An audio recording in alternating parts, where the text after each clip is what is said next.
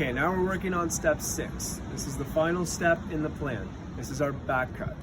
There's multiple different back cut choices that we could use. We could either just do a straight through back cut right up until we set the hinge. That's going to work best if it's straight up and down with not much lean, if it's not a very big tree, and if you have a rope in it, or if it has a nice forward lean. It's definitely going to go that way. The issue that I have with a straight back cut is that you are there when it starts to move. I prefer using a bore cut with a strap release that it can be pulled over with a rope. That way I can do all my cutting, make my strap, I can leave the area, get out of that 5-15-90 zone, and then the tree will start to move. Now this one, it's just a stock, so we have decided to use wedges.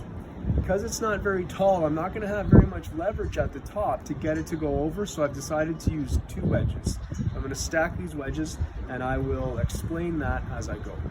So I'm going to set my bore cut and I'll talk about it as we go through. Alright, so keep filming and just come around.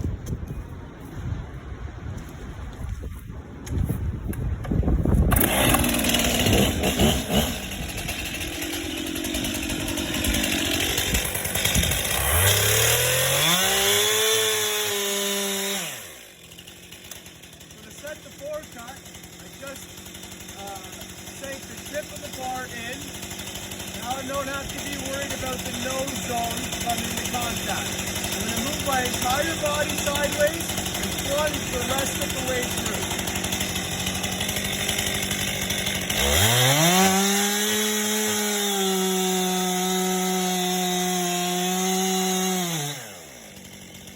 Bore cut, okay. Now I'm going to move forward and set my strap.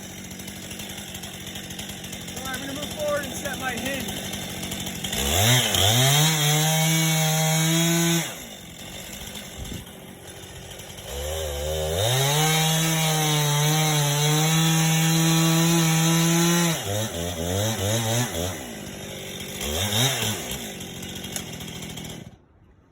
When checking the far side of your hinge, you always want to look in front of the tree. That's because if barber chair happens, you don't want to be back here. It's going to release and it's going to come up and hit you right away. If you're in front of the tree and it does start to come over, you got lots of time to pull yourself out. Okay? So I've come forward, I've set my hinge. You want about a 5 to 10% the width of the tree. Okay? That's how thick you want your hinge to be. So I've come forward, I've set my hinge.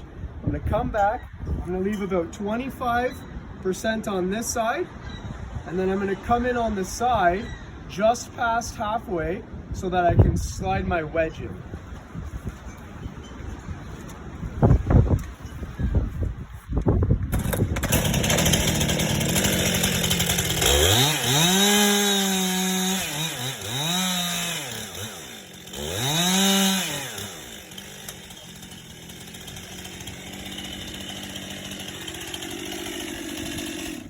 My escape route is that side, so I'm going to make sure to leave my strap on that side so that I can be standing over there when it comes time.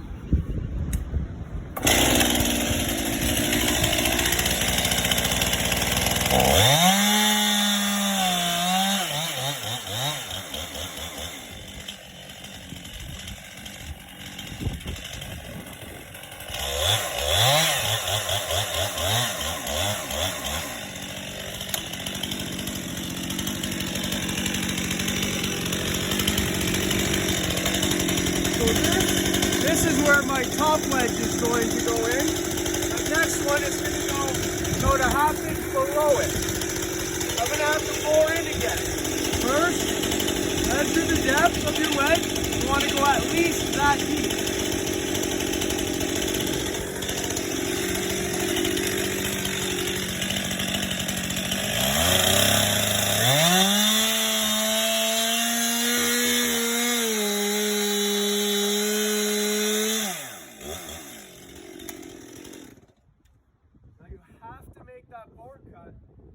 Before you set this in, because if you bang this in and then try and bore underneath it, the wood's going to fail, it's going to pinch your saw. So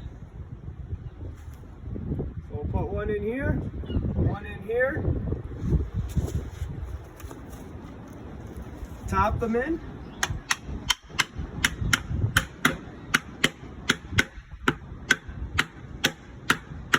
You never want to put two wedges together. They're plastic, and when they get smushed, they could shoot out, and they shoot out very quickly. So to release this strap, I'm going to come in right here between my two cuts. I'm going to cut right up until just beside the wedges. Again, I don't want to cut between the wedges because that wood's going to fail and it'll pinch my saw.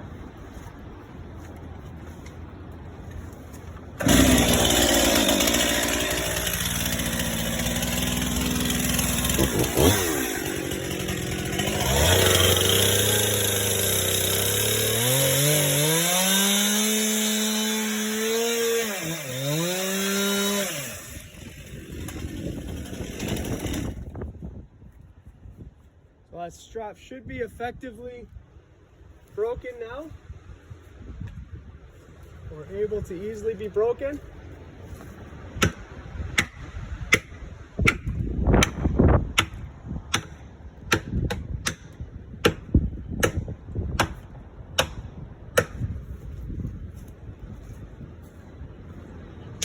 And I am well back.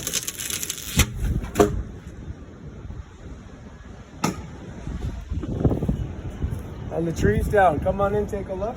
We're going to explain another thing here. So there we go. That's our back cut. Notice how this piece of wood lifted and pushed this one up. Okay? This pushed this, which pushed this, which lifted that. Okay? This is 1 inch thick. For every 12 inches high your stock is, this will push it 1 inch forward. So with 2 of these, for every foot tall my stock was, I got 2 inches forward. Okay? So that's how you do a bore cut and stack 2 wedges. Very important, do not ever put 2 wedges together, because if that tree sits back, it could fire one out, and it does it with force, so you need to be careful. Okay? Step 6. Very good.